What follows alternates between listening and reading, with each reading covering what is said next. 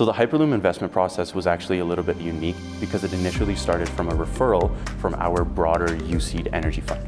When we got the referral, we shared it with our team and we pursued due diligence. And we worked actually alongside our UCeed Energy Fund as they were pursuing investment as well.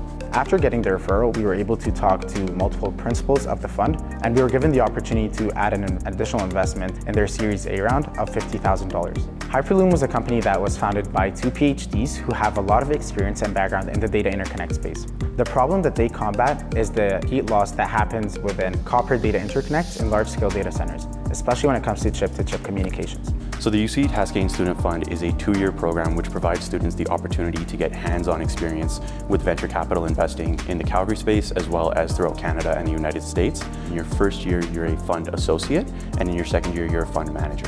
So as a fund manager, our primary role is to pursue and seek out investment opportunities for the UCeed Haskayne Student Fund. This involves going to different events in and around Calgary, such as Startup TNT, or also trying to find companies online that we can screen and then present to our team.